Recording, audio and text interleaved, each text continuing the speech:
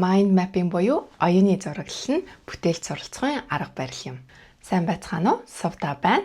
Sixteen-гийн хайц 6 малгайн сэтгэлгээний аргын сургагч багш. Бид энэхүү олон улсын хөтөлбөрийг Монголд аль биесний хэрэгтэйгээр Хасуу Creative төв дээрээ хүргэж байна. За би 9 дугаар сараас эхлүүлээд бүтээлчээр суралцахыг агуу сэтгэгчид болон оюуны зураглал гэсэн шинэ цахим сургалт нээж байгаа. За тэгээ тэрнтэй холбоотойгоор хүмүүс маш их асуулт асуусан учраас энэ видеон дээрээ нэгдсэн байдлаар хариулахыг зориод энэхүү бичлэгийг хийж байна. За тэгэхээр mind mapping гэж яг юу юм бэ? Оюуны зураглалын тал дээр хүмүүс илүүтэй асуултууд асуусан байсан. За тэгээ энэхүү одоо бичлэгээ хийхдээ би иймэрхүү агуулгын хүрээнд гээд өөртөө одоо төлөвлөгөө бэлдээд хийсэн байна. Энэний дагуу асуултандаа хариулцгаая. За энэ бол бүтээлч суралцахын арга барил мөн үү гэд асуусан байсан. Тийм ээ, энэ бол ялцчгүй мөн. Тэгээд яагаад вэ гэхлээр бид нэр ингээд нөгөө нэг текстэн байдлаар бичиж тэмдэглэл хөтлөх гэдэг юм уу, эсвэл сурж байгаа зүйлээ бичиж тэмдэглэж авахаас илүүтэйгээр ийм зурган байдлаар тэмдэглэж авч байгаа нь энэхүү аргыг бүтээлч суралцахын арга барил болгож байгаа юм. За үүнээс гадна бодож сэтгэж байгаагаа ингээд цаасан дээр буулгахтаа зураг болгоод буюу өөртөө ингээд communicate хийхэд амар болгож байгаа энэ хүү байдал нь бүтээлч суралцахыг болгоод байгаа юм шүү. За тэгээд оюуны зураглал буюу mind mapping ямар ашиг тустай вэ гэхэд нэгдүгээрт те бодлоо зэгцэлж бүтээлчээр сэтгэх. За тэгээд бид нар бодож сэтгэж байгаагаа цаасан дээр буулгахгүй байгаагийн улмаас магадгүй цаасан дээр буулгана гэдэг нь ингээд их зүйл бичгийн юм шиг санагдаад байгаа учраас тэмдэглэл хөтлөхгүй байна. Тэгээд тэмдэглэл хөтлөхгүй байгаагаас болоод ингээд тархинд бодлууд маань эмх цэгцгүй оршоод байна.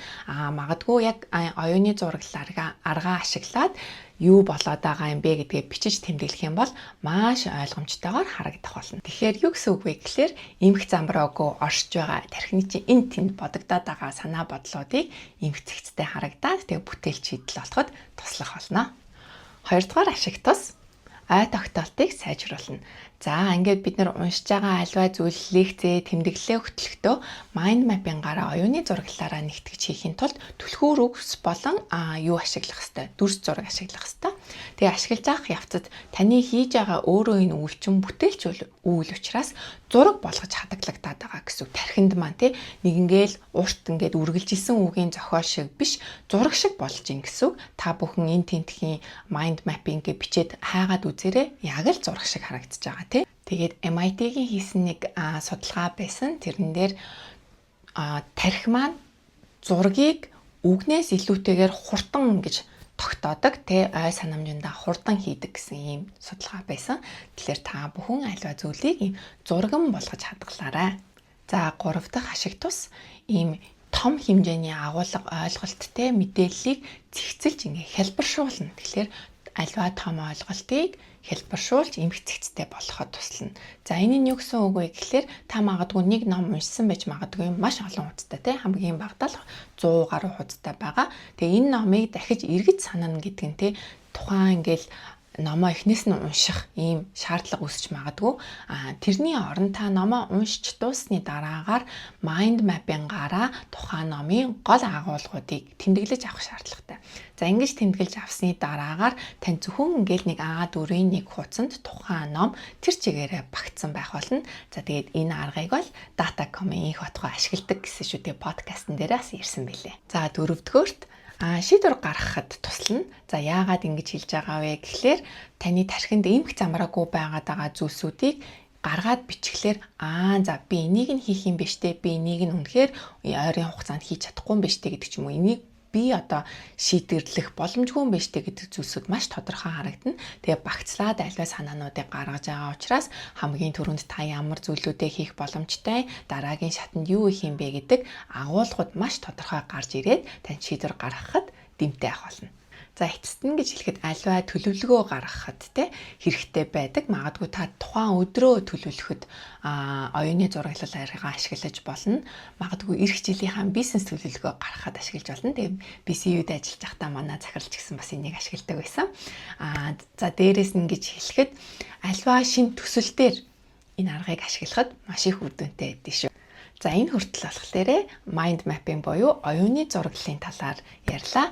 Тэгээд энэхүү онлайн цахим сургалт бүтээлчээр суралцах уу гэдэг цахим сургалт маань хамгийн гол контент нь болохоор агуу сэтгэгчдийн түүхүүдийг бэлдсэн байгаа. Сар болгон шинэ нэг агуу сэтгэгчтэй бид нар танилцсан. Тэгээд тухайн хүний биографиг уншаад тэгээд маш олон гой зүйлсүүдтэй танилцах болно. Тэгээ бүтээлч сэтгэлгээ гэж яг юу юм, бүтээлч чадвар тухайн хүмүүсийн хувьд юу байсан бэ гэд. За тэгээд 7 хоногт нэг удаа бичлэг ороод явах тул хүн болгон өөрийнхөө хүснээр үзэх боломжтой. За тэгээ үүнийг маань хүмүүс сар болгон өөр бичлэг ороод явах юм уу? Яаж ингэж давтагдахгүйгээр явах юм бэ гэд зүгээр ижилхэн давтагдсан бичлэг тавигдаад ах юм уу гэж асууж байгаа. Үгүй ээ. Яагаад гэвэл бид нар агуу сэтгэгчдийн талаар үзэж байгаа болохоор агуулга контентууд нь байнга өөрчлөгдөөд тэрэн дээр хийх дасгал ажлууд маань ч гэсэн хувираад явж байгаа.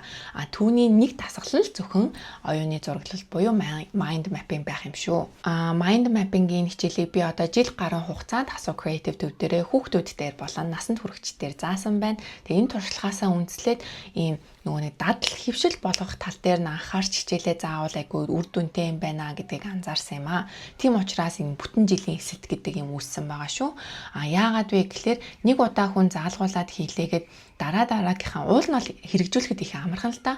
Гэхдээ дараагийнхаа хийж байгаа зүйлтэй би нэг л хийж чадахгүй байна. Би зөв хийж байгаа юм болов буруу хийж байгаа юм болов гэсэн асуулттай дандаа ирдэг учраас дадал хөвшил болох нь хамгийн чухал байгаамаа. Тэгээ сар болгон давтаад явна. Юу н онцлогтой өөр байх вэ гэхээр агуу сэтгэгчдийн маань түүх өөрөө хийж байгаа дасгал ажлууд нь өөр байх болно. Мэдээжийн хэрэг энэ хүү хичээл маань суралцахын тухай, бүтээлчээр суралцахын тухай байх болохоор та бүхэнд хамаагүй асуулт байвал асуугаарай. Дээрээс нь зөвхөн оюуны зураглал гэдэг ахгүйгээр аль болох бүтээлчээр суралцах арга барилд суралцахад хэрэгтэй байх мэдлэг мэдээллүүдийг хуваалцах болно. Хамтдаа бүтээлчээр суралццгаая.